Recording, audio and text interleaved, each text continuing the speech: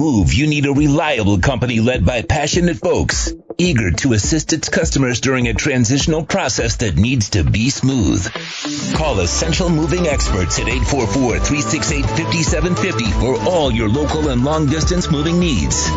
You can rely on Essential Moving Experts. Mention the Big O Show and get $150 off. Family owned and operated, they offer free 30-day storage, full-service moving, fully licensed, bonded, and insured. Moving was never so easy. EssentialMovingExperts.com.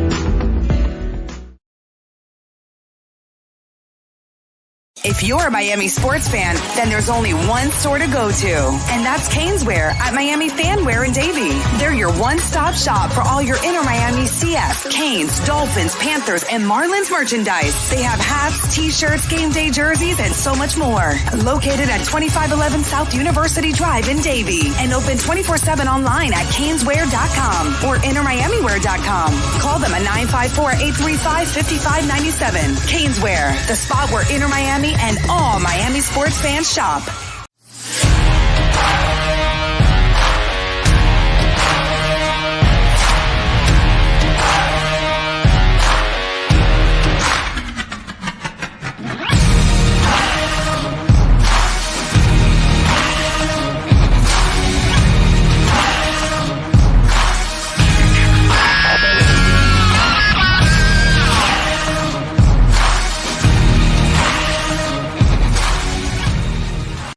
Statements or beliefs expressed on the following program by the host, guests, or callers are not necessarily the opinions of FantasyXS.com, Media Group Inc. ownership, management, sponsors, or website. The Hurricanes game is over. Time to break it down. It's all about the U. The Miami Hurricanes post-game show has made landfall. The post-game show is on the Sports Talk 305 network.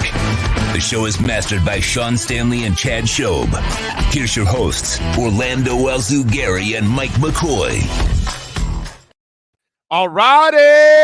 Yes, sir. It's a happy post-game show as the boys get it done today, and they make it 2-0, although they did go under the number, Mike. So yeah, you hit it right there.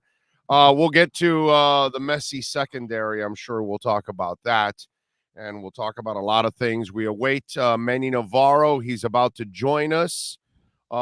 Quick overview, Mike. What do you think? Your thoughts? Well, I mean, definitely a tale of two halves.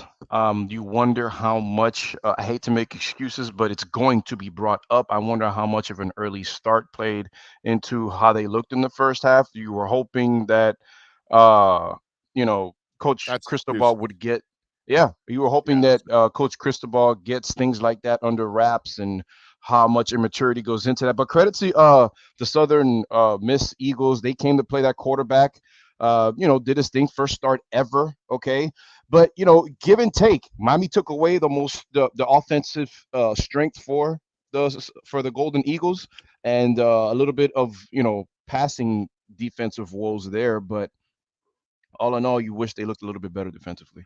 Yeah, no, hey, listen, they eliminated what would have been the issue, which is Frank Gore Jr., so I give him credit there. You know what I mean? They made them do other things, and that quarterback surprised everybody. Yeah. But I think what didn't surprise was the secondary for the Canes. That's a sore spot, and it continues to be a sore spot. We'll get to that. Let's get to our insider who is there at Hard Rock Stadium breaking it down and breaking news as always. From The Athletic, he is Manny Navarro, ready to join us here in our Caneswear Miami Hurricanes report. How you feeling, Manny? You doing good out there? Doing great, I mean, I know it was a rough first half, a lot of boos as the second quarter struggles, but I thought they finished the game on a strong note, especially the offensive line. Really, I thought dominated, took over, which was a good sign. Wait a minute, but I'm hold on a second, bro. The coach's shirt was all sweaty and stuck to him, and you're fresh and shit. What's going on, man? I'm smart enough to stay inside. I'm in the press box. Okay. Come on, man. Come on. Okay, I get it now. I get it now. Well, I would imagine you're going to write one game story, and then you're going to write another one completely about the secondary. Yeah, it was a pretty rough day out there. I mean, continue to give up some big plays. DJ Ivey should have had that pick there in the second half. Not a good play on his part, but look, the defense in the end shut down the running game, which is basically what Southern Miss was all about coming in here. So they took away one element, but we'll have to see how this group kind of continues to go. If they start making some plays, or if they keep giving up a few big plays down the field like they have in the first two games. Mike?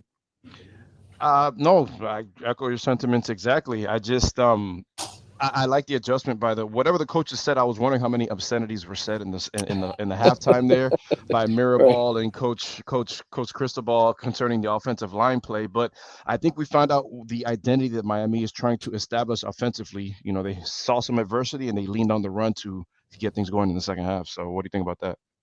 Yeah, I was saying, up in the press box that if this is the style that they're going to play, right, which is kind of like that old school Alabama physical football, right, just line up and with some extra blocking tight ends like Inez Cooper, who's 6'6", 355 pounds. If you're gonna take that approach, you could probably win the Coastal Division playing that way. What you can't do is just give up the big plays like they did in the first half and struggle the way they did offensively. I mean, Tyler Van Dyke. It's probably the worst game I've seen him play since maybe his first start, that first half against Virginia a year ago. I mean, just off from the get-go, missing open guys. Should have been intercepted probably 3 times. So they had two drops on picks. So, I think if they want to be a running team, if you can, get behind Henry Parrish Jr., Thad Franklin, and a healthy Jalen Knight, whenever that happens, you could probably still win this division just being a running team the way that they were in the second half. Malik Shorts, by the way, all by himself is better than the entire secondary of not the safeties, of course, because they've got pretty good safety.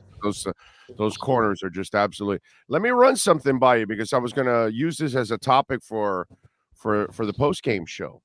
So I understand that you come in and you want to establish your system, right? But the problem is it's hard to implement a system when you don't have the players. And I remember when Jimmy took over for Shula and he wanted to run the Dallas offense. The only problem was he didn't have a Dallas line. He didn't have maulers. He had more finesse players because they were a passing offense. And yet you wanted to run the Dallas offense, and here's Kareem Abdul-Jabbar getting 3 yards to carry and scoring 1-yard touchdowns. So you really couldn't – you didn't have Emmett and you didn't have the line. So I'm watching you try to play your offense all half, and you're kind of struggling. But then the second you go to no huddle, boom, it explodes. Why? Because the talent you inherited is no huddle. So why not incorporate more of that early on, even though that's not your DNA? I get it's not your DNA. And I know you can also say, well, in the second half, they started to punch him in the mouth. And Henry Parrish was the ghoul. And he was scaring them in the second half. I get all of that, but it ignited them a little bit more. And to their credit, at least they implemented it to change the pace. But maybe that's something that they may have to reach for a little earlier to ignite this offense sometimes. Your thoughts on that? Yeah, I mean, I think that's certainly something that maybe they were saving for Texas A&M. Part of this is you don't want to show everything, right? In your first 2 games, you got to leave something for the imagination the next game. And so I think that's probably part of the reason why we didn't see that. But that could very well be the case, especially if you're going to be running the ball this successfully, right? Where all of a sudden you switch in the middle of that from pounding a team over and over again to, hey, we're going to hurry up now. We're going to make your tired defensive players even more tired. It's going to be tough for them to get off the field. So I think without question, yeah, you want to have a changeup. You want to have something you can go to. And I think, one thing we saw today was Tyler Van Dyke hold on to the ball a lot. He wasn't getting rid of the ball very quickly. If you're going to run that hurry up, you're going to have to do quick sort of short passes, get the ball out fast, and just try to move down the field as fast as you can. I think part of it today was a little bit of running a vanilla offense to not show too much for next week. I'm just wondering, Manny, and thanks for everything that you're doing in the locker room for us. In the post-game press conference. But Gaddis was known for using his tight ends a lot in Michigan, and Miami fans were big on that because what we have here in that tight end room. But if you can't, block with 5, how much of that goes away if you have to bring in another tight end to block? And then you're going to have to be leading on receivers. Shout out to Redding, X. They had nice games, that flea flicker and everything. But, taking the tight ends out of the receiving game because they're going to have to maybe use one or both to block. I mean, that changes things a lot for Gaddis's and his wanting to use tight ends. I mean, what do you think about that? Yeah, there could be some limitations here. I think one thing that was evident in the first half was you didn't see a lot of separation, right? Part of the reason Tyler Van Dyke was holding on the ball for so long was guys weren't getting open. So I think that's going to be an issue going forward. You talk about having to save the tight ends, leave them in there to block. This might just be Miami's best offense. It might just be the way they have to win games this year, grounding and pounding and keeping the other offense off the field, because it's clear their defense is still going to give up some big plays. So this might just have to be the strategy this year. Again, will it work to win the Coastal? I think so. I think it's a strategy you can use for those games. Is it going to win you a national championship? Can it get you the playoff? No. But for right now, the first step is winning the division. I mean, a follow-up to that. You could be. Go ahead, Mike. Go ahead with the follow-up. I was just going to say a follow-up to that is, I guess it's kind of a gift and a curse, because we know what happens if it's going to continue to ground and pound. You get 4 or 5 a carry, and then you're going to eventually get one over the top with someone. Well, we saw that with the Keyshawn Smith flea flicker, right? I mean, they kind of set him up with the drive before, 10 runs and 10 runs out of the 13 plays that they ran. Yep. I think the press conference is going to be starting here soon, so I'm just giving you guys a heads up. But yeah, I think you can use a lot of stuff off of play action. Okay. All right, there you go. Manny Navarro. Follow him on Twitter at Manny_Navarro. He'll have a complete wrap-up there at The Athletic. And, of course, you can catch him throughout the week on the platform. Manny, as always, appreciate you, my brother. Go do your thing, man. Thank you. All right, guys. Thanks. Have a good show. You got it. There we go. Manny Navarro live from Hard Rock Stadium prior to the Mario Cristobal press conference. We hope to have that press conference for you in just a few minutes there. If we can go live, Sean, you tell us if we can go live. If not, we'll get it right after. But either way, to me, that was the interesting part of it, that they ignited the offense a little bit when they went with that no huddle, when they went hurry up a little bit more, and you've inherited that kind of talent. And to me, that was there were a couple things that went on in the game. That was one of them. Mm-hmm. The other one was you were on 2nd and 16 and you ran the ball.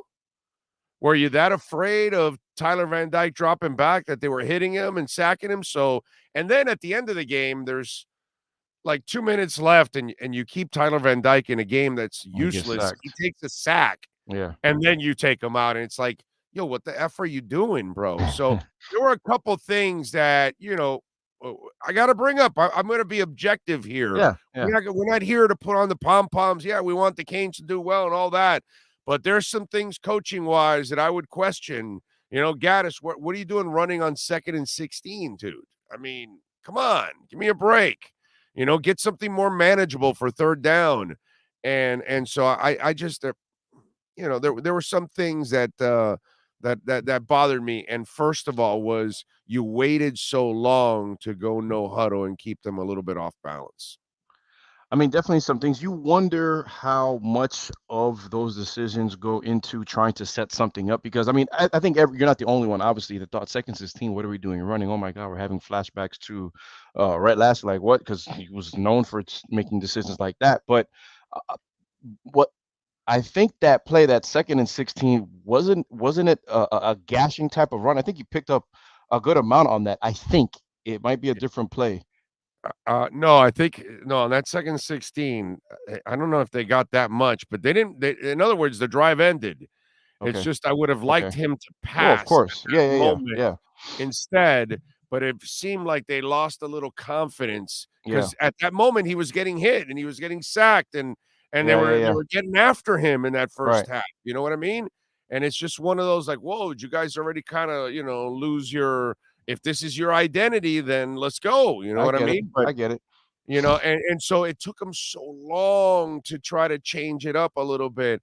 And I can't give you a break that you're trying to hide something. You're not good enough to hide anything at this point in time. It's pretty obvious. Those coaches that you're about to play at Texas A&M are really smart. They're smarter than you and I.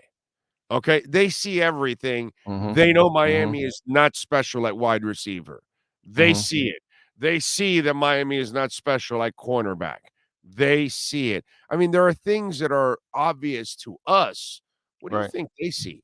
Of course. No, 100%. These guys do it for a living. But, I mean, definitely a lot to work on. We wonder how much – we didn't see Zion at all tonight. Did Yeah, we? you know what? I can't tell you that I even noticed if he played a down or two. Is it already in the box score? I didn't see. Let me see if I can find it because I mean I By the don't way, know if it I was. barely made it. Smith ended up getting that extra reception to go to 53, and Restrepo was at 72. So, yes. Wow. Okay. What were you going to say, Sean? They had said he went in on the third drive. I don't know if he went back in after that. The third drive Okay. to make his appearance, but Okay. I didn't see anything else after that. Yeah, see that's the thing. When I rewatch the game, then I'll pick up shit. Right. It's just there are times where I'm not tracking all of that right there. But yeah, that was again. And by the way, yes, like I was telling you, Smith ended up with 53 and Restrepo 72. So we went with the 2 over the 50. Mm-hmm. We did. Yeah, we did end up going there. And then Van Dyke did throw 21, so he did go over the 16 Right. in that one. Where we didn't hit was the total. It was 37, and we went with the over on that one. And even the spread. I lost the spread too, man. Yeah, it was 26, right? 26 and a half. 24, 23. 23. Those bastards in Vegas. You know what I'm thinking about that last drive? I'm not good. much of a betting guy, man, but I hear you on that. I'm thinking about that last drive because I was wondering in my head, I said, you know what? I wonder if Mario's going to try and be aggressive and score here. You know what I mean? So I'm wondering if that's what he was thinking, maybe try and score. And then he saw the sack. He's like, let me think. Because, I mean. He's kind of a gentleman. I think at that point, the game's in hand. So he's not that dude. He's not that dude. I mean, he's been the Southern Miss coach at FIU. You know what I'm saying? So I think he has the professionalism that you would expect to kind of respect the coach and the kids at that point already because you're under control. So he's just not that guy that's going to, run it up overall. So I mean, go ahead. No, I was just gonna say because TVD. I mean, it was a sack. So I don't know what the routes were. If there were short routes or whatever. I was kind of paying attention to the pass protection, but positives that I am going to take from them. I mean, we've been talking about the secondary play. We've been talking about, Manny mentioned the receivers not really getting separation. But what about the adjustment from half to half? I wonder how many obscenities were, spoken, like I said, at that halftime there. But it was good to see that the first thing they went, I mean, you couldn't have asked for a better start to the half. Defense gets a 3-and-out on that first possession. Offense comes down the field, 13 plays, scores a touchdown. 10 of them were called runs. And, Tyreek Stevenson pissed me off on that lack of awareness. It could have been a pick 6. I don't know what's going on. Why would you give yourself up there? I mean, maybe he thought he stepped out, but you got to know where you are. You know what I mean? I mean, Corey's waiting for, no, it's not. Corey didn't even look back for one of the interceptions. Towards the end there. Yeah. He looked back at the very end. He doesn't even bother. The other one is where Darryl Porter gets out burned, jumped, out athleted. Yes. And 23. Corey Couch. Yeah, he's like sitting there waiting for the ball. He has terrible depth perception. Well, I think you're talking about Blades on that one when he was kind of. Oh yeah, it was Al Blades Jr. He didn't attack the ball, and I'm thinking, Al, you know better than that, man. Like, what are you doing? He's like, can't you tell that the ball's not getting to you, bro? Yeah, I mean, that's your job. You better be really good at understanding where that ball's going to land. The ball skills of the corners are the worst. And this has been a problem for a long, long, long time, dude. That play. I don't even know why number 8 even starts, bro. I mean, he practiced, and that's the thing that you want to do as a coach. You practice for, you're going to play. It just seems like it doesn't translate.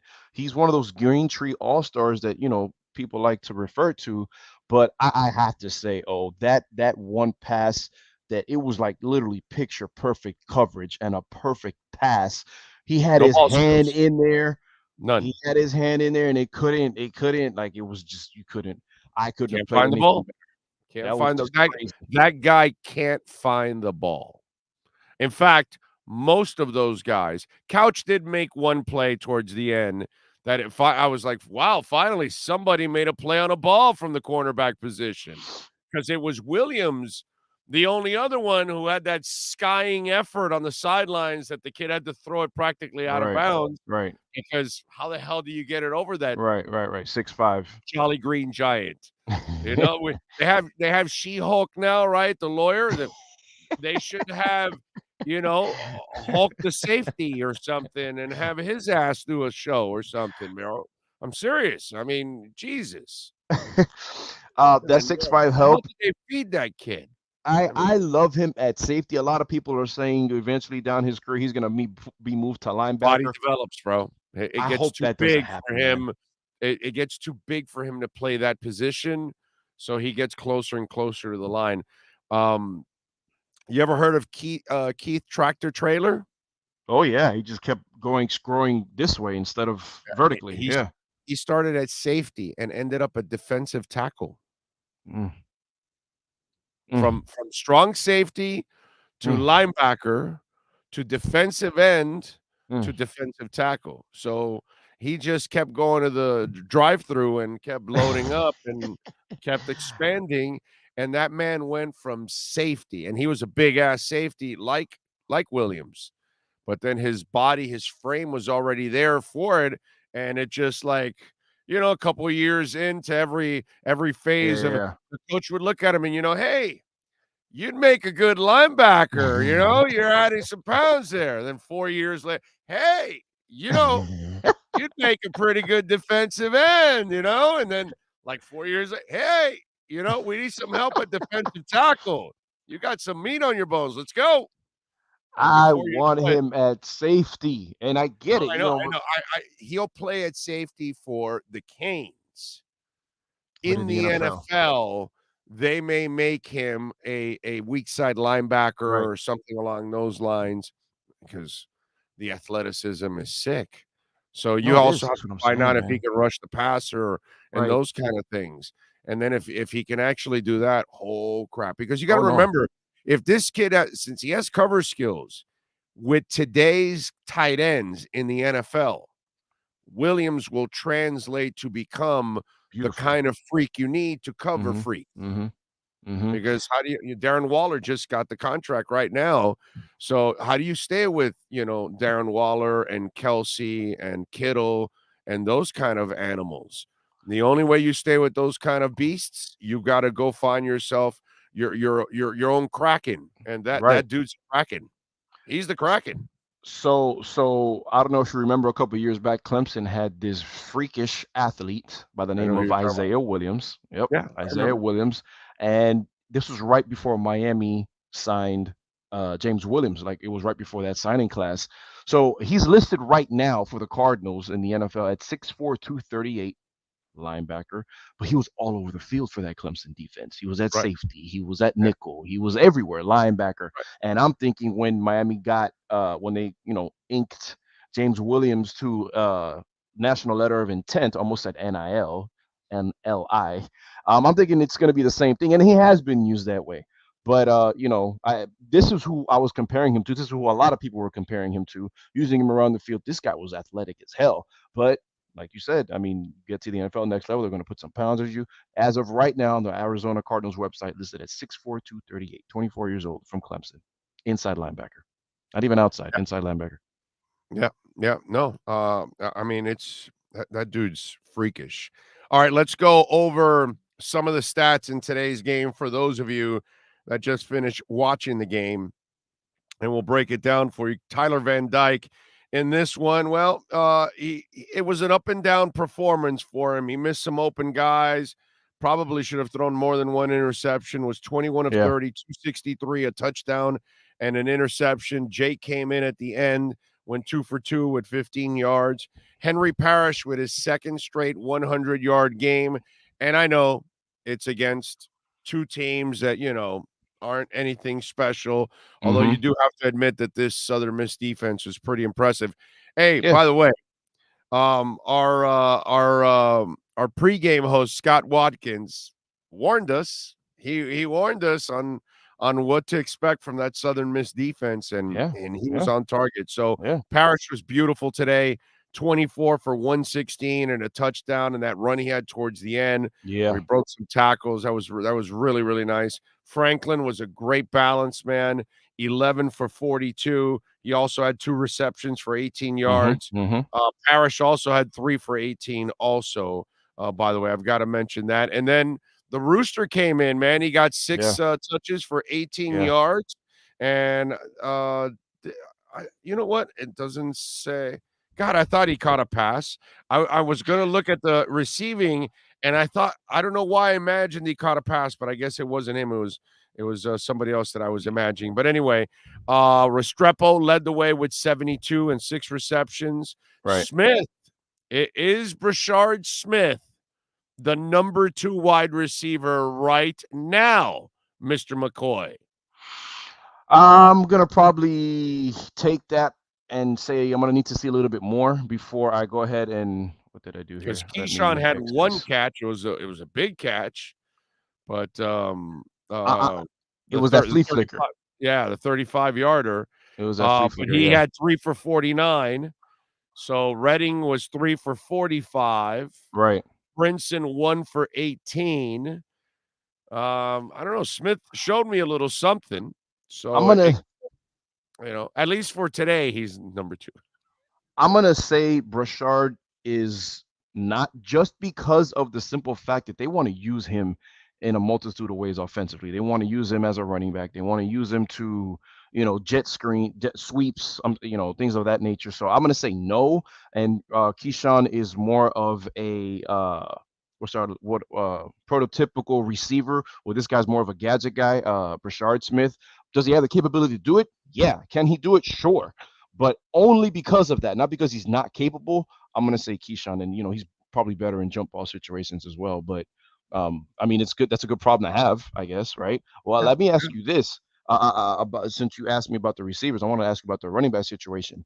I'm wondering if, because hamstrings are annoying, all right, and with a guy like Jalen Knighton that depends on his speed, lateral quickness, you have to be ultra conservative when you're recovering from a hamstring, because those are the kind of injuries that can hamper you throughout the season. I'm hoping that they're saying he's okay, let's hold him off a little bit and have him full go for that. Or did he not play because it's still hampering him, or did he not play because Parrish has established himself as the number 1 running back?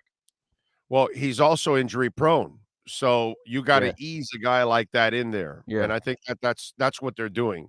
An injury prone guy okay, let's pace the kid. 6 this week. Maybe he'll get 8 next week or 9 or something like that. It's not for him right now. Parrish is the guy.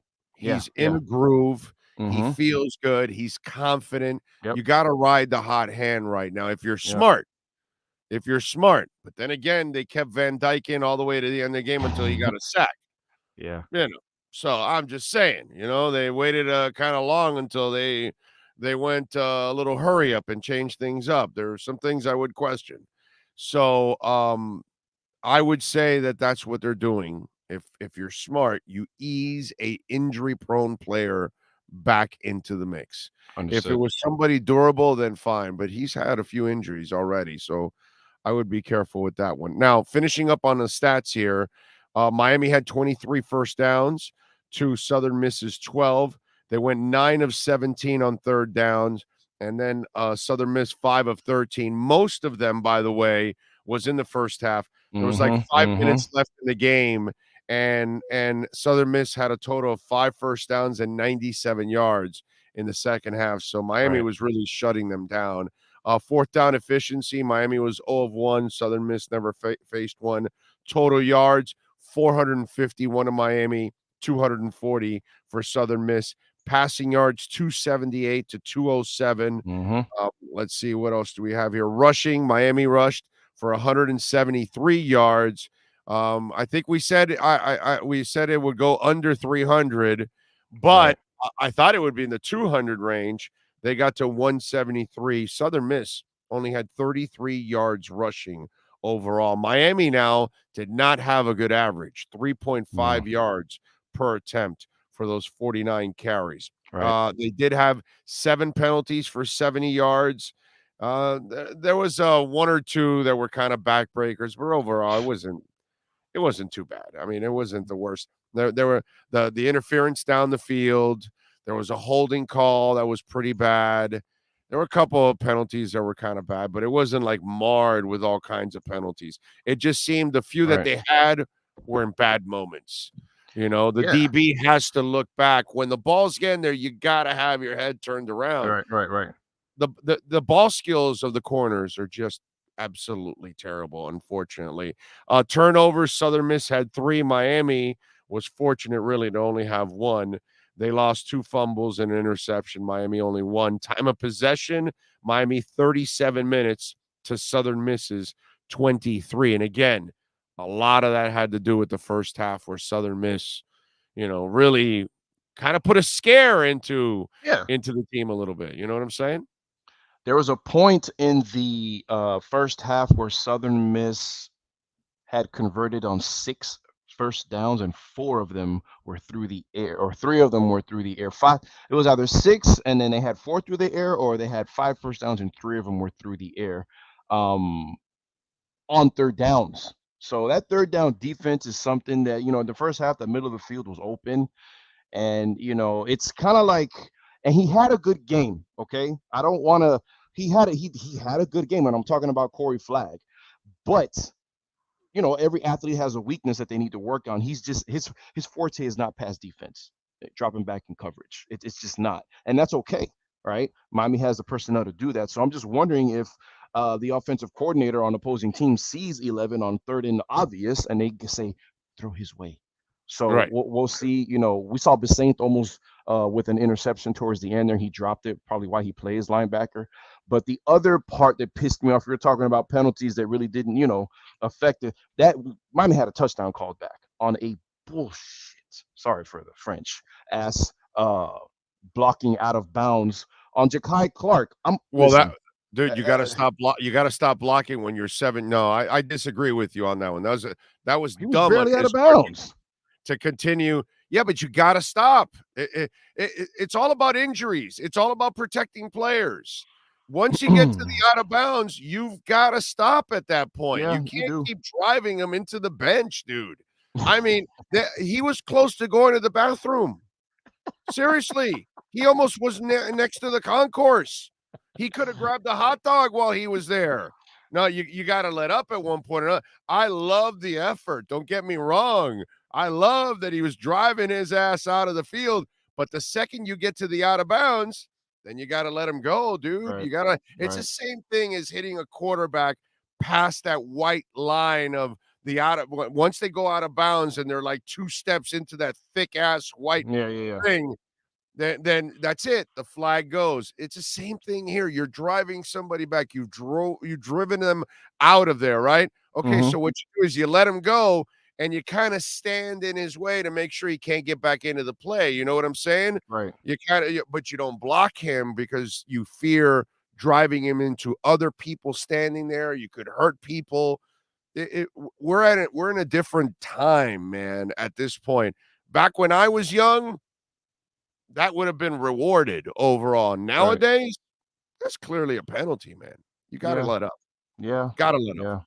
At one point or another, you got to take it a little easy. By the way, let's go around the ACC right now. NC State is blowing out Charleston Southern 55-3 with 9 minutes and 43 seconds left. Clemson leading Furman 7-0 with 11:46 left in the first.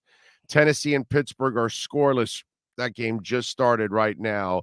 The other finals, number 23, Wake Forest over Vanderbilt, 45-25.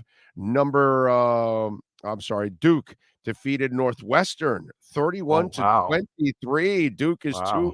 Look at that. Duke is for real. Look at that. Anyway, North Carolina just got by Georgia State 35-28. So they gave up 4 billion points to App State and won by like 2 points, right? Or a point or whatever. And Georgia State comes within a touchdown of them. And North Carolina is 3-0. They looked like crap at home in their season opener against FAMU. Okay, you escape with the victory today. All right, and I mean their first 3 games were against those lower level teams, FAMU, Appalachian State, and now Georgia State. Two Georgia of them State on the road. Georgia State had more time of possession, bro. Georgia That's State insane. outrushed them 235 to 138. They were better in the passing department by 100 yards, 284 to 184. Total yards 467 to Georgia State's 419 overall. I mean, it's a pretty even game. That's why it was, by a touch. And how about this? They had no turnovers, Georgia State. UNC had 3 turnovers, lost two fumbles and an interception. Guess who they play next week? They're at Who do they home play versus they're at home versus Notre Dame. So we'll see when they play their first real little set of competition and football players. They got the preseason out of their way, so kind of real. They're always overrated, the damn Notre Dame. They always get all this stuff, all this hype, and they still haven't won since '88, folks. It's kind of like it's 88. They're trailing Marshall 6-0 in the second quarter right now.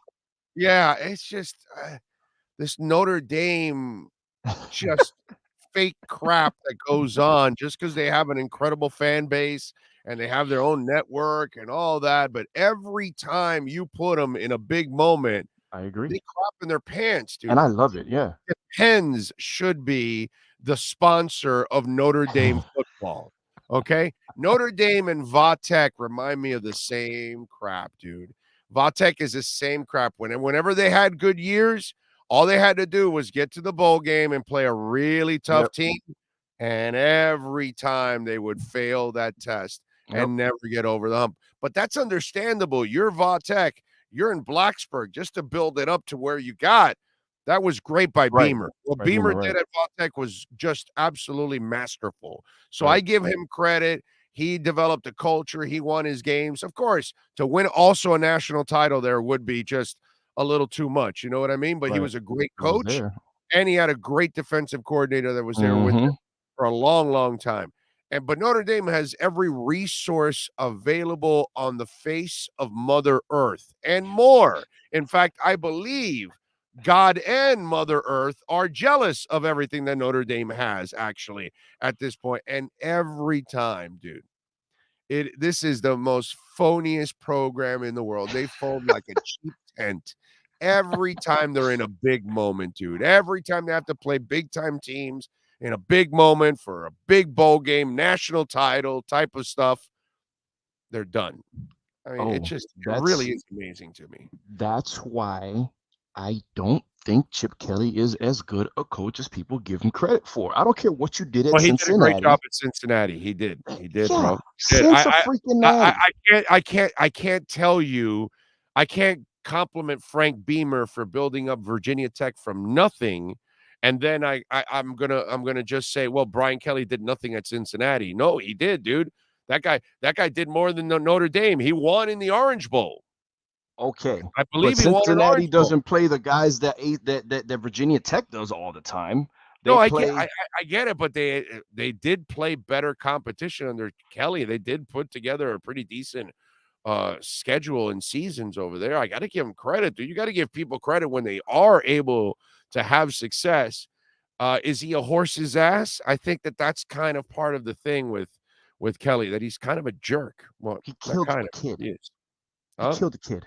Yeah, I know. He killed the kid. All right, but look, that's personal stuff. I'm talking about. Also, didn't he kill allegedly a video photographer? That's the one that I'm talking about. That's the one that I'm talking about. That was the kid that he chose. He sent him up there when it was windstorming and whatever the hell, and to video practice. Like, dude, come on. But the thing with Kelly with me is that I don't think he's going to ever win 10 games at LSU, because I mean, Texas is coming. Oklahoma's coming, and then you're in the SEC West when you got to deal with Ole Miss and Alabama and God knows what else. But you think he's Chip Kelly? That he's good up until a certain point, But then when you have to really put him up with the big boys, he's going to choke like a dog, is what you're saying. Okay. It's different between Chip Kelly and Brian Kelly because Chip did that thing out in Oregon. They were always undersized when you saw them go up against. Yeah, but they never beat anybody. They never beat anybody. They never beat anybody. And the thing with Brian Kelly is actually Oregon never beats anybody. Let's be honest. I mean, I know we have Mario here. Right. I know, but he never beat anybody. He didn't beat anybody for a national title or anything like that. He didn't step. Yeah. In other words, when you're at Oregon, you never step in. Not even Mario. You never step into the Alabama, Ohio State, where used to be. You never step into that situation because you're never good enough to beat those teams. None of the coaches that have been at Oregon.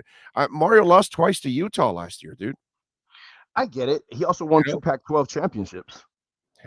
Winning the Pac-12 is not impressive at all. Well, with USC down, I can see why you're saying that.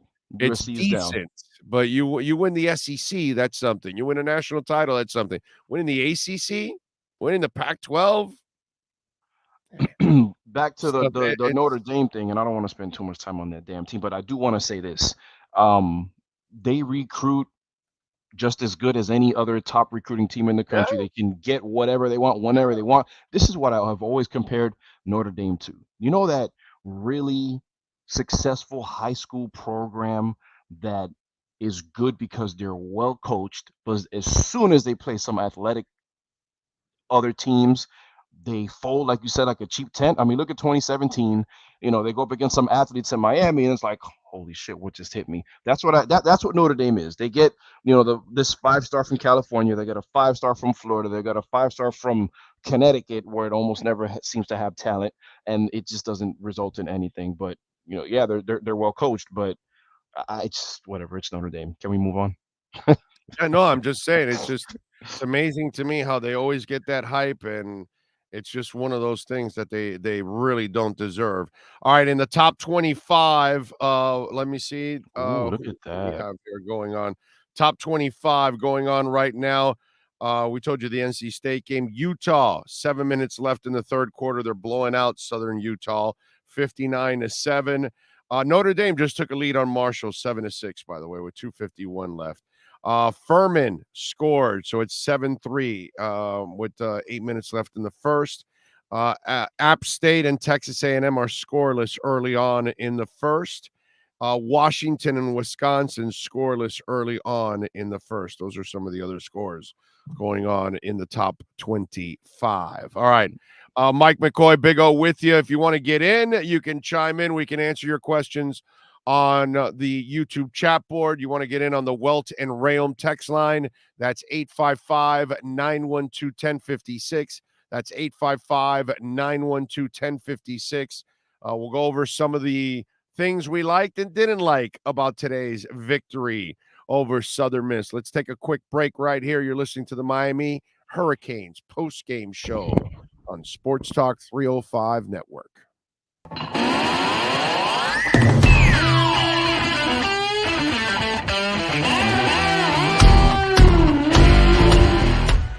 Welcome to Red Light Therapy, a revolutionary technology perfected by NASA to aid in muscle strengthening and recovery. Red and infrared light has the capacity to penetrate deep into the cell's mitochondria, potentially leading to increased energy, faster recovery, and the optimal performance your body demands. Train, fight, recover.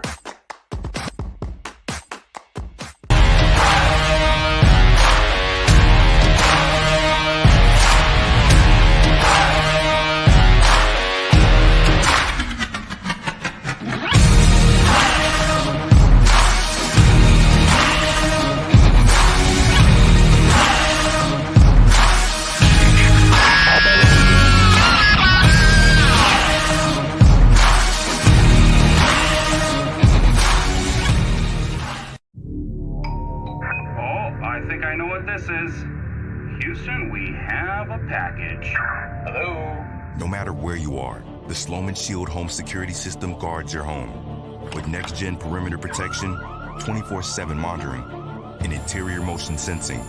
And right now, get a free Sloman Shield security system and doorbell camera, all professionally installed, for free.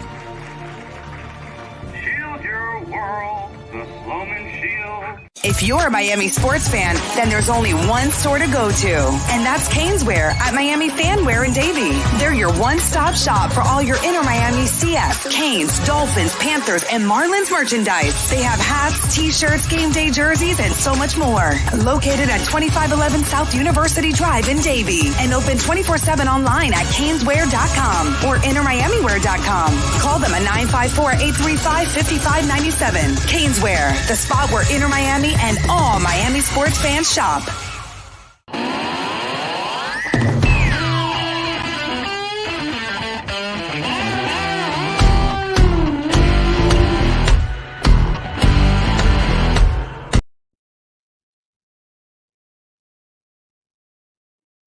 Would help if I turned on my mic. Welcome back to the Hurricanes post-game show.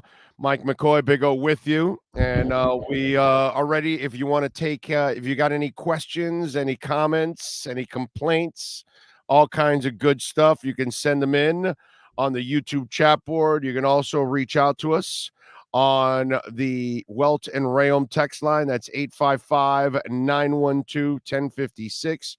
That's 855-912-1056. If you want to get in on the Welt and Rayom text line. And once again, I want to remind you all that some of you are having issues downloading the show on iTunes. iTunes is having some problem. So we have no control over it. What we ask you to do, if you can, get another platform as a backup. Spotify, Stitcher, Google Play, iHeart, Amazon, whatever, they're all getting the episodes, everything, all our pre and post game shows, all our segments, they're all getting them, but something's going on with iTunes that it's kind of spotty. So if you're able to do it, do that. And you should do it anyway, because it's not just for us. Any other show that you follow, you may not be able to get it on one platform or another. In fact, last week there was a day that Spotify had a down day, and I had some people that Spotify, and they said, "Hey, man," and I said, "Hey, man, we have no control over that. Go to another platform." Right. You know what I mean? And by the way, all of our podcasts originate from SoundCloud. So if you actually want to get the segments as they're loaded the fastest possible and sooner than when they get transferred to the other ones, just actually subscribe to SoundCloud and search Big O Radio Show there, and then you'll be able to get all of the programming there. Mike, 46,421 was the really? Wow. It's pretty good. A Southern Miss game, a hot-ass Saturday at noon when you can be, looking fresh like Manny, in the press box, or like you and me and Sean and the man that we're all in studio looking fresh. You know what I'm saying? It definitely didn't look that way. It looked like 460 people. Because it was all sporadic, right? Yeah. It was all over the place. It did not look like 40, but that's probably tickets sold. Remember, season tickets are sold out. So that you already counted that. Okay. But isn't there a difference between tickets sold and attendance, like in-game attendance? Like, that's the number I want. Yeah, there should be, but something tells me that was finagled. Because if you looked at that stadium, it didn't look like there were 46,000. It really didn't, unless they were really 10 seats apart, and you know what I mean. But we haven't unless talked about unless they were all inside the suites hanging out. Yeah, like Manny, keeping it fresh, keeping it fresh and clean in the. I mean, it's hot. I get it. By the way, have you been to club seats in the middle all over the place? That's no. Listen, man, you could go in there and never go to your actual seats, because in there it's like a sports haven. You're watching every game. You're in the air conditioning. You got liquor at your dispense right here, so it's it's awesome. But the food. How about Texas? The fat guys think about the food. Okay, all right. Hey, I'm a fat boy at heart, man. You mentioned the liquor because you're a skinny, good-looking dude in shape. I mentioned the food because I'm the fat guy. You know what I mean, right, Sean? We have priorities here on this show, don't we, Sean? Priorities. I'm a fat guy at heart, man. Trust me. But listen, did you realize that, first of all, Alabama won by 1 point on the road, but Texas hit 4 of 5 field goals. They scored 1 touchdown. They lost 20-19 at home. Yeah. Alabama only scored in 2 quarters, all right? 10 points in the first, 10 points in the fourth. Texas scored in every quarter, but they also played the hell out of their 2 quarterbacks, which a lot of people say if you have 2 quarterbacks, you have none. I don't necessarily agree with that if you use them in the right way and you have a system. But Quinn Ewers is that big-time transfer that came over from Ohio State, the guy that signed a big NIL deal with Texas. 9 of 12 for a $134. Hudson Card, 14 of 22 for a $158. Neither threw a touchdown, but 4 of 5 from field goal range for the Texans. I'm sorry, for the Texans, for the Longhorns. They hit that 5th field goal, they're probably winning the game. That's the screwed up part, that like you're surprised about the score, right? And you should be, because of where Texas has been. Right. But where Texas is supposed to be, they're supposed to be in these kind of games. Supposed to be. They're supposed to actually win some of these kind of games because okay, talk about Notre Dame. Dude, Texas has got some resources. Yeah. Like some they got oil money, man. I mean, they could burn that money. Got resources. Okay. The high schools there have got better stadiums than some of the pro teams in some states. I mean, it's just crazy. All right, now we get like questions from about one thing, but in different sides of it. Mike No Go Zone says, Big O, what will be needed for Miami to beat Texas A&M, and do we have a shot? And then Ken says, Miami beats A&M next week. There will be more butts in the seat next home game. Of course. So one's already confident. The other one's asking. Right now, I have a hard time seeing Miami win at Texas A&M. I got to be honest. They've got the better team. They've got the better talent right now. Jimbo is years ahead of Mario in building his culture now at Texas A&M. I'm also looking at the weaknesses of the Canes secondary. And that obviously and I think you're going to play a better quarterback and better wide receivers and a better offensive line this following week with Texas A&M. How do they win? Can they win? What do you see? That's the thing. I want to see how they look today versus Appalachian State. The first quarter is about to finish, and it's still 0-0. Appalachian State has the ball right now. There's 2:51 left in the first quarter, and they're driving. Actually, it's 4th and 10 at the ATM 25-yard line, and you missed the field goal. Spoiler alert. They missed. Jesus Christ. Well, I'm going to reserve judgment as to how and if Miami can win that game. I want to see what happens with Texas A&M. But this is the glaring thing. The first thing that comes to my mind, I mean, you struck on half of it right now, is Miami secondary, right? But the other part of that is we all remember throughout his coaching career at FSU how much of a quarterback whisperer, all right, what's his name over at Jimbo is at Texas A&M. This is a guy that made Christian Ponder and E.J. Manuel first-round draft picks. Oh, right? Yeah, he effed up the NFL. Like, he psyched them out. Like, really. Like, you guys are fools, man. You can't really scout, man. It's my system, not the dude throwing the ball. Come on.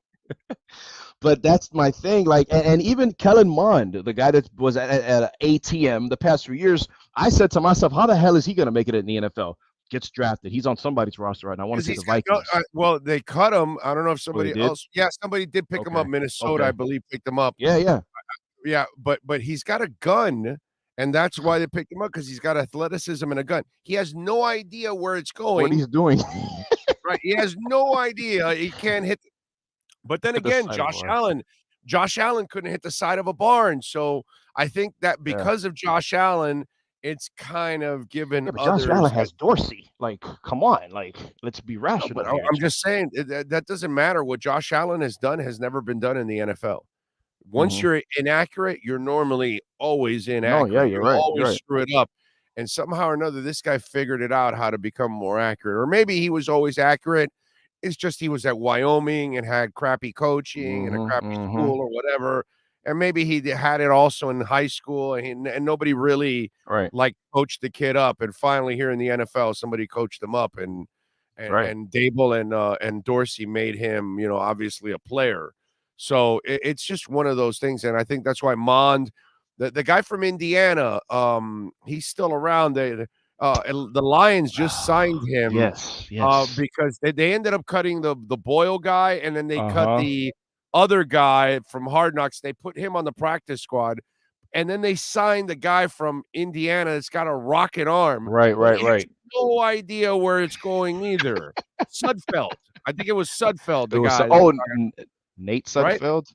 Yeah, I think was it Sudfeld or something? I know that they signed this big dude that's got a cannon that has no accuracy, but again, that's just the league, man. That's just the league. I mean, to go back into, I'm going to reserve commenting and thinking about the game. I want to see what A&M looks like, but that's the big thing. This guy being a quarterback whisperer, and he's seeing what Miami's defense looks like, especially on third and manageable, or not even manageable, third and obvious. Like, okay, he's going to be looking for Corey Flagg and pass protection. I'm sorry, in pass defense. But that, I want to see what kind of impact Zion has, if and when he starts, whatever. Rooster, there's a lot of questions, man. We're going to need that pass. Miami's going to need that pass rush to show up. Miami's going to have to get off the field on third downs. I think if Miami wins that game, they're going to have to lean on the run. They're going to want to grind it out. And those are the two big things for me. Running it, keeping the defense fresh. You got to get off the field on third downs. You have to, especially on the road over there. You got to get off the field on third down. You got to. Yeah. I got to answer this because, some of you out there, I play the game straight, man. Just straight. Oregon did blow out Ohio State last year on the road. That's great, dude. That's great. But you lose to Utah twice in the same season. That's a good team, So but this is my point. If you're going to be a great program, you don't lose to Utah twice. If you're going to be a great program, right, you can't have the flukish wins. And that's what the Ohio State win last year for Oregon ends up looking. Flukish, because you really never really do that on a consistent basis. That's why Oregon never became. Look, I've said this 1,000 times already, and I'll say it 1,000 times more. And Mario Cristobal knows this. What he did at Oregon is not good enough at Miami. Okay? Are we clear on that? Are we crystal clear on that? If he does what he did at Oregon, it will be a failure. People say, hey, he did a nice job, but nah, he's not a champion. He's not good enough. Can't hang with Alabama. Can't hang with Ohio State on a consistent basis. Not really beating Clemson on a consistent basis. If you're losing to Utah and you're the number one recruiting team in your conference, your players are going to the NFL, not Utah's, not as much, not as high, and yet you're losing. You know what I mean? No, dude, no. That's why, believe it or not, it's a statement that it goes to your core as a Canes fan when I tell you what Mario did at Oregon is not good enough at Miami. Oh, let's take the flip. He was there for what, 4 years? 4 years, right? What happens if Miami maybe wins? A little longer? Okay, let's say 5, just for the sake of the argument conversation. Miami wins 2 ACC championships in 5 years. In the same time frame that he was at Oregon, what are we saying? What are we saying at that point if Mario wins 2 ACC titles in 4 or 5 years? Well, but if you win the ACC title, you might be in a playoff thing. He wasn't in the playoff. Will. No, you weren't. Yeah, but he was in it. Well, once or twice he was, I think. Was he in the playoffs once? Was Oregon in the playoffs? That year that they beat FSU Helfrich was their coach, I think, that year. I don't think Mario was there yet. Let me see. Or that Oregon, Mario wasn't there. That Oregon FSU, Rose Bowl. I think that was 2015. I don't think. By the way, he was only the head coach really for 3 because he was the OC in 17. So 18, 19, 20, no 4, 18, 19, 20, and 21. He was there for 5, but the 5th year doesn't really count, that first year, because it says Oregon co-OC OL. Right. at that point. And then he took over. I forgot who the coach was that he took It was over for. Mark Helfrich, I think his name was. Okay, that's the guy's name? I think that's Okay. the guy's name. But listen, I hear that because he was brought here to win championships. He was brought here to change the culture. Oh, this isn't Oregon. No, This it's isn't not. Oregon. And he knows that. He knows that. You can't lose to North Carolina twice in a year. No. That's the equivalent. You can't lose to Pittsburgh twice in a year. You know, and you've got to go out and beat Clemson every other year. You better be beating Clemson. And remember the format now. That's why it's a statement that burns Canes fans in their ass when I say it, because it's the truth. It bothers you, and we all want Mario. I want Mario here. I love Mario. I'm rooting for him. But I also have to say, and I would tell Mario, and I'm sure Mario knows deep down inside, I got to be better than I was at Oregon he's driving in the car, when he's recruiting, when everything he's driven by, because he knows that here you're measured by champions, not by I got to a playoff game. I showed up at the ACC championship game. I won it once in a blue moon, and I made it to the playoffs, and we showed up at least. Hey, showing up doesn't matter at the University of Miami. I can't stand you sometimes. And that's all Oregon ever did was show up at the national picture, but they were never really in the mix for a national title. And that's my point, that Mario has to be even better than he was at Oregon. No, 100%. And like you said, he knows that. And we know that he knows that. He knows that, which is exactly why he's always looking to upgrade the roster, via the transfer portal, whatever the case is. And, game 2, year 1, all right, we saw a little bit of adversity, adjusted in the second half. We'll see how that translates to next week. First road game of the season, SEC opponent. Like, this is big time. I want to see how healthy we got out of today's game. But I need a hell of a humble game. Pie. I'm not demanding you win, but I need a hell of a game next week. I don't want to see Alabama last year. I know that much. Right. I don't want to see that. You can't look, dude. If you play the first half you played against Southern Miss next week, buddy. No, I get it. You're lucky that Southern Miss doesn't have the offense to put you in a hole. Right. You do this at Texas A&M, you'll be in a hole, and then all of a sudden it puts you. And the kind of offense they want to establish, it's not the kind of offense that plays catch up. So you're going to have to then get out of your comfort zone again and unleash the Kraken and let Tyler, run the hurry up offense. You know what I'm saying? It's you want to see a competent performance next week. Okay. I'm not ready to ask you to win a national title, bro. I'm good. I'm fine with that. I'm expecting this to be a loss. I was expecting this to be a loss for a while now.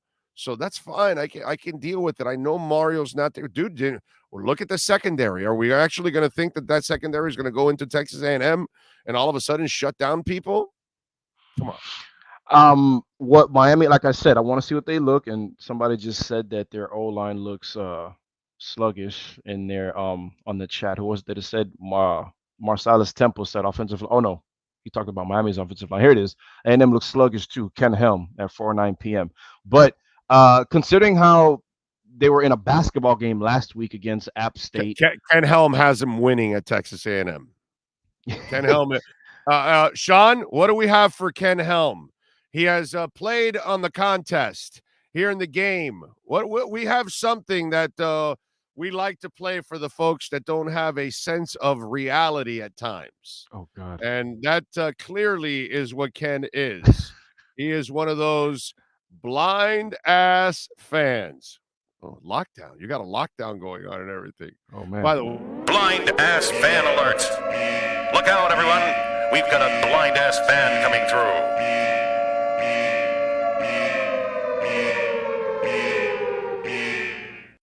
Really isn't much of a reality guy there. You know what I'm saying? He's the worst. He's fanatical. What I want to see is, and I know you aren't a fan, and neither am I a fan of this, because I don't want to hear it. Oh, the noon start. To me, that's trash. But I want to know what type of, because let's face it, you're playing a team that you say you think you can roll out your helmet on the field and win. I think that Miami's mental and competitive level is probably going to be jacked a little bit because they're going to be in a national spotlight. It's going to be a 7:30 kick. So mentally, they should not be where they were today in terms of who the opponent is and all of that stuff. Here's my problem with that, Mike. You're talking like if this is a team that's been able to turn it up whenever they want, and that they're a championship caliber team. They're used to being in big games. They're used to performing in big moments. All of that. Oh crap! In comes Southern Miss. Half-assed. We're not kind of into it. Half-assed. We'll beat you by 30 next week. Oh man, Florida State, Texas A&M's coming up. We're gonna get up for it, and that's what the O-Canes were. Right. Yeah, the old Canes probably could come in and say, "Oh wow, dude, yeah, BC's in town. Okay, yeah, we'll get through it, whatever, and then next week, Oklahoma, wow, and it's like, okay, that's different. This is not a club that we can say that they've been there and they've done it and they've got leaders and winners and proven and all that. So we have no idea how they're actually going to perform in a stage like that on prime time television next week. We really have no idea. Still 0-0, end of the first quarter. ATM at home. Haynes King, 3 of 4 for 23 yards passing. Their running game after the first quarter, it has a whopping total of 4 yards on 3 carries. We'll see. Still early. Still very, very early. But a lot has to go right for Miami to win that game. Let's see. What do we have here? The Canes offensive line gave me flashes of the Dolphins offensive line. I'm traumatized. I can definitely understand that. By the way, speaking of trauma, tomorrow, there's some guy named Von Miller, and then there's a guy named Austin Jackson. Speak of trauma. So we will be ready for that one tomorrow. Let's see, because Austin Jackson. Miller. Wait, which Miller are you talking about? Not Von. I'm not Von Miller. What's it called? Judon. Judon. Oh, okay. Yes. I'm sorry. Judon is a badass, and yes, that'll be Austin Jackson and Judon tomorrow. Oh my God. Yeah. So it's one of those where it's going to be a little scary tomorrow. If Van Dyke would have given us a better chance against Alabama, I don't blame Van Dyke for the Alabama game. Well, I mean, he barely played. It was King that started that game. Yeah, but I mean, neither one would have. No. Yeah,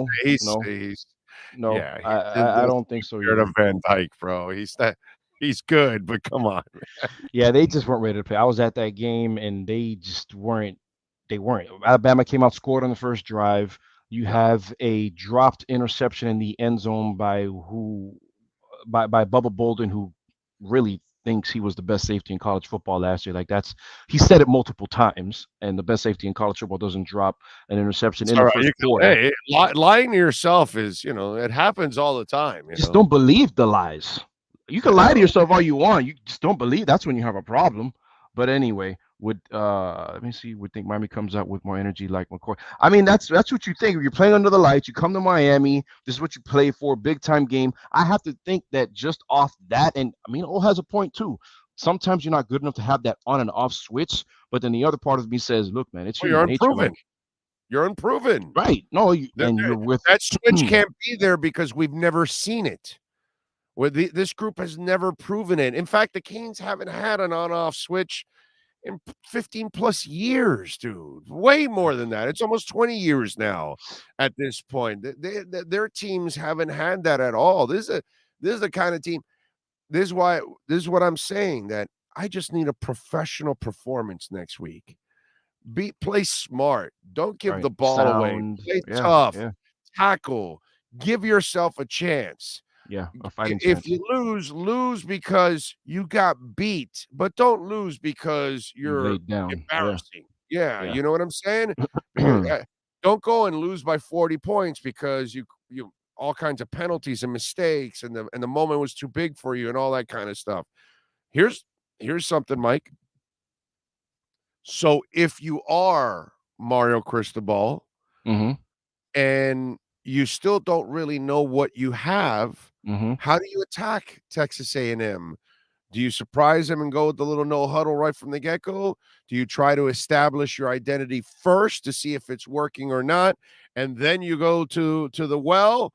How do you attack this team when so far you see what you are against, a stiffer defense this week compared to the week before?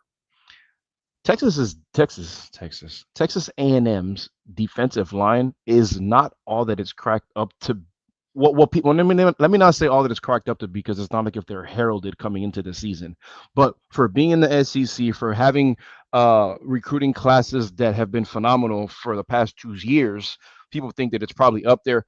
It really isn't. It really isn't. So if I am Mario, yes, I'm going to try to stick to my identity at first, but I'm quickly going to change things up and have my backup plan. I don't know if he's going to have a script or whatever, but if by that second series, if I'm not getting at least 4 a pop, all right, on the ground, I am going to have to throw a curveball in there, because look, you're on the road, you're at Kyle Field, 12th man, 7:30 p.m. kick, nighttime. The last thing you want to do is have, I was going to say young team, but it's not a young team. Miami actually has a very veteran squad, but you still don't want to fall behind and then become predictable and all that stuff. You don't want to do it. But to answer your question, yes, I'm going to come out and try to establish myself, my identity, because what did Miami go to at the half today? They went to the run to establish themselves. But you got to have a plan B. You got to have a plan B. And I think that the no huddle might be that. We'll see. Again, they're going to be taking notes from today's game. They're going to be taking notes from last week's basketball game that they participated in, all right, against App State. And I'm telling you, that D-line is all, it's not all that, and neither is their quarterback. I think he had, going into this season, he played in 7 games, but hadn't started, or I think it was 1 career start. So obviously then now that's 2 or 3, but he does not have the experience that you want from a team that's ranked 6th in the country. Right now, by the way, give you a little update. I'm refreshing here to make sure I get the latest score. Damn it. And okay. And it keeps freaking out on me. App State has taken a 7-0 lead on Texas A&M. You got something for me, Sean? Because you hit the screen? No, that was what I was going to say. I was going to say that. And they ran the ball down their throat, basically, for the touchdown. Yeah. Well, there's the second quarter just started right now. Channel is that? And they have 43 yards rushing, 12 carries, 43 yards. They did complete a pass for 27 and 15 also. So they do have they got a little bit in the passing category. But yeah, right now King is 3 of 4 for 23 yards, their quarterback, and their running backs right now have no yards rushing. Yeah, it's scheduled to be on ESPN2 right now. I think it's on ESPN News because the other game went to overtime, I believe. Okay, I'm switching right now. Thank you, Sean. All right, that'll be something that we'll keep up. Offensive line. How concerned are you with it's the group that has the most experience on the team, right? You got to work Zion back. He's not going to be really himself yet, not in this game coming up against Texas A&M. If somebody's struggling, they probably will end up having to thrust them in there and kind of get them a little bit more acclimated. But you look at that offensive line, they did turn it up in the second half. Yes. So Mario must have gotten up their ass a little bit in that second half and ripped into those guys because he's an offensive lineman. Of course. And, and they know it. So it's one of those. Yes. And I'm sure Mirabal had a couple of things to say too. To kind of get them going. You know what I'm saying? What's your level of concern going into Texas A&M? I didn't like how Justice Ola was shown, and yes, I'm pronouncing it that way. I got the pronunciation guy right here in front of me. Number 70, the right guard. He's not a bad player, all right, by any means, but he lost some battles that I just so happened to be looking at throughout the game. So I'm wondering how many did he lose when I wasn't looking at him.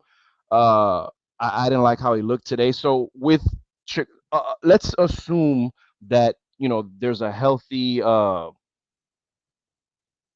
drawing a blank. Our left tackle, what the hell's his name? Nelson. Jesus, thank you. Yes. Comes back. Let's say he starts. The ideal starting 5 on that line, because today it was from left to right. It was Campbell, number 74, Jalen Rivers at left guard, Ja'Kai Clark, Justice Olawashone, and then DJ Scaife. You slide Scaife inside at right guard. You bump Campbell out at right tackle, and you put Nelson in there at left tackle. So ideally, if everything was healthy, if everyone is healthy from left to right, you got Nelson, Rivers, Clark, Scaife, move him on the inside, and Campbell on the outside. Campbell got beat a few times as well also, but he's more of a tackle between Scaife and himself. That's that.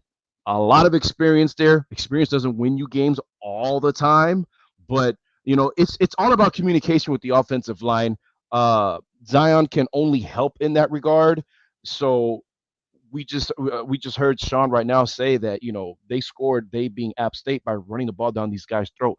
Miami can get physical, man, and then you get on a roll. This is where I think that maybe the fast pace can help. If Miami is running the ball down their throat, maybe want to stick with that. Not only just running it, but maybe a fast pace to kind of keep. Maybe that's where you throw the curveball at them. Not just, okay, we're running, we're going to stick with running it, but keep them on their heels. And because they're probably not going to expect that. And that's a good observation by you, in terms of probably bringing that curveball into the game. Well, I mean, it worked for you today. Yeah, and it did. So it gave you a little bit of a boost. And again, I give the coaching staff credit there that they were, okay, let's switch it up a little bit here and see if we can kind of change things up. And the good thing is that keeps Texas A&M also guessing too a little bit, that you can start to do something like that. So when you start bringing in all that personnel, I mean what was it? Was it 7-7, by the way, 26-yard score. That Brashard Smith catch from Van Dyke, when he should have never thrown it. Yeah, That's but what still, you're talking about. Yeah, but it's still, that was a hell of a catch by him. It's great to conjure. I would have dropped it because I probably would have been like, the defender got it. He stabbed that thing from out in the air. Yeah. The kid from Miami, Palmetto, showed up big. No, and those are little moments that, for Brashard, you just hope that those are the moments that you say, I can be that guy. You know what I mean? Because Restrepo is definitely your number one. Right. But let's be honest, if Restrepo is your number one, you don't have a really good wide receiving core. Because he's not supposed to be your number one. Exactly. He's not supposed to be your number one. Slot. Yeah. Okay. Ladson is supposed to be your one, and I don't think he got on the box score today. Yeah. I don't think he caught a pass. But you want to know what also has to happen for Miami to win? Yeah, they got to establish the run. I get it, all that.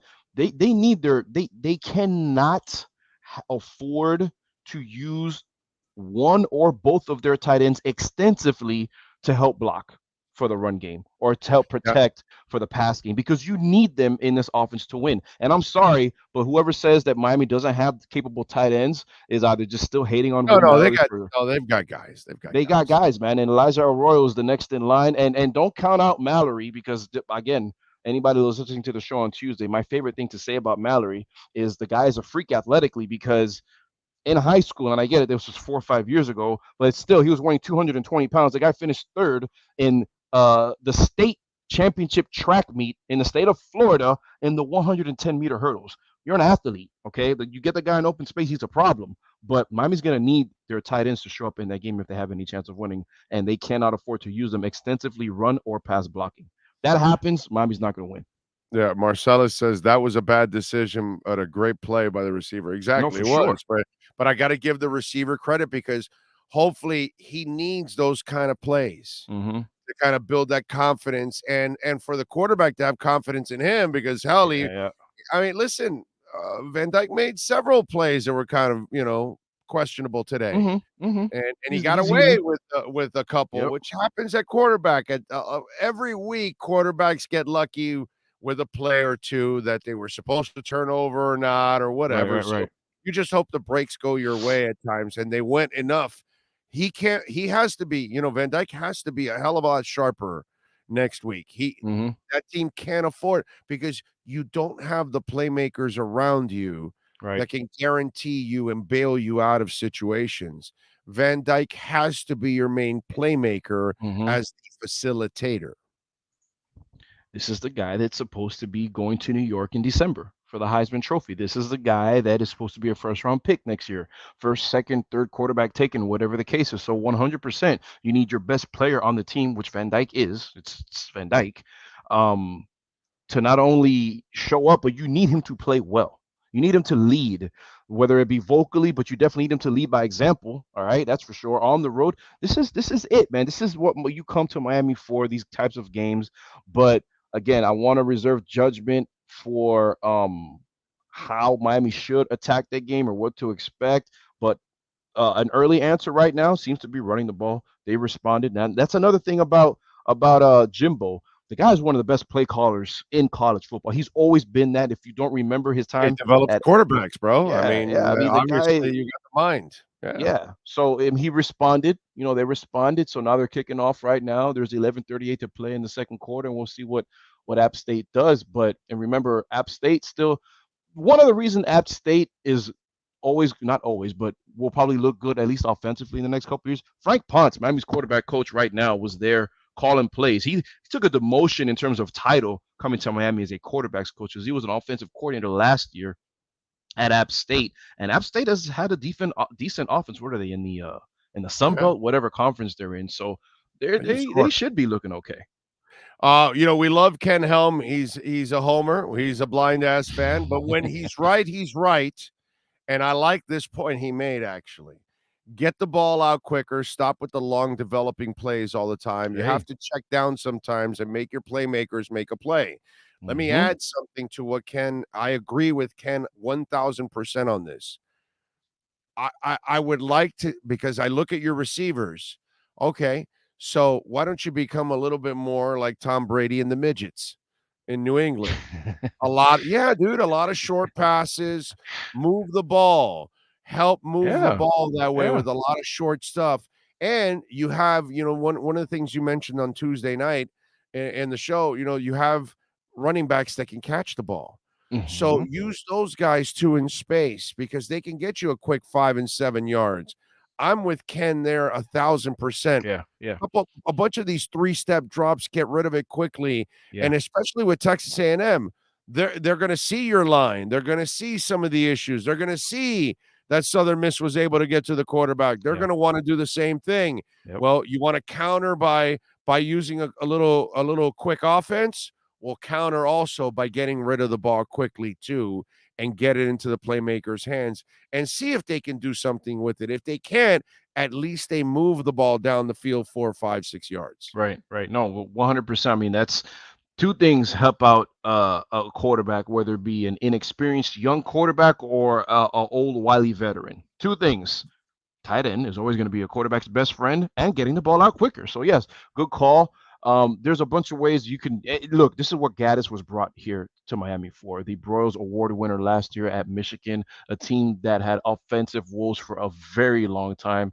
And there is A&M should have given up a big play through the air right there, but the receiver was overthrown on 2nd and 5. We're going to see how deep Gaddis goes in his bag. There was a couple plays that we saw this week that were not called last week. The flea flicker for one.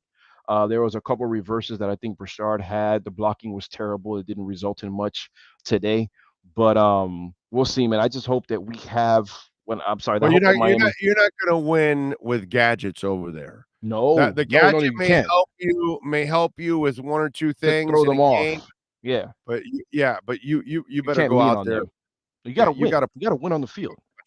You got to punch. You got to win on the field, which is why I say I think Miami needs to come out and establish the run, and a wrinkle here and there. But we'll see, man. There's a lot of time left. 9:55 left in this one. 7-7 A&M. Oh no, App State converted. They're moving the ball 1st and 10. Hey, listen, man. The longer this game goes, the better I feel for Miami. No, I'm with you. No, I got it. There's no doubt. Now, I'm still not going to feel good with Miami because they're going to be on the road. I got to see that secondary play better. I got to see the receivers step up around Restrepo. I got to see the offensive line play a much cleaner game. I got to see Tyler Van Dyke play a much cleaner game overall. That I better see. There's a bunch of things. Henry. Like the things I don't worry about right now. I'm not worrying about Borregales. I'm not worried about Henry Parrish. Okay, you got yourself a running back. Yeah. At least that that's something that has developed. So far, he is a bell cow right now. He has been a bell cow. He has run hard the last 2 weeks. He's been your money player. And by the way, I really love Franklin as a complimentary guy and as a bruiser also too. So I like that 1-2 punch. And whenever the rooster is ready to, start to crow, then we'll get him in the mix. But right now, there are some things that I know I can count on when I head to Texas A&M if I'm Mario Cristobal. Yes. And one of them is definitely Henry Parrish. The last thing you can be when you go to A&M is just becoming predictable. If that run game is not working and you just have to pass because they know you can't run, that's just the worst. But honestly, I don't think A&M's defense is that good. I don't think they're dominant type of good, not yet. Yes, Thad it is a factor, especially in the red zone. They use them in there. That there was a touchdown that I think it was the first touchdown of the game, or maybe the second one that Parrish scored. I thought they would have had Thad back there. But I don't care who puts it on the board as long as Miami gets it, whatever. But and that has some hands too. There was a play where it probably would have developed in a first down had Rooster caught the pass. The forward pass that they thought was a fumble was dropped. That catches that. And I'm sorry, but if I switch their jerseys and I put a 32 or a 3 on Thad's back with a visor, he runs just like Frank Gore. He runs just like Frank Gore. You would think that's him if I put a Gore jersey on him. Go compare tape. I was looking at him. His side steps, his balance is Frank Gore-esque. I'm telling you, I'm not saying it just because his son was playing in the game today. He runs like Frank Gore. All right, let's give you the schedule. Tomorrow, we will be ready for you at 11 a.m., getting you ready for the Miami Dolphins and the New England Patriots. Looking forward to that. Our insiders will be a part of it, as we will have Joe Shad, we will have Marcel Louis-Jacques, and we will have Cameron Wolf. Those three guys in the locker room, and joining us, we'll have the press conferences from Tua, the press conference from Mike McDaniel, of course. Pre-game, we'll also have some insights, some guests for you. We will start at 11 a.m. tomorrow morning to get you ready for the 1 o'clock kickoff, and then we'll be back in the afternoon right as the clock ends, just like today, we did all last year. Right when the clock ends, our show starts, and we get you ready for the post-game show. And then on Monday, we'll be back for our regular show, as always, throughout the week, starting off at 10 a.m.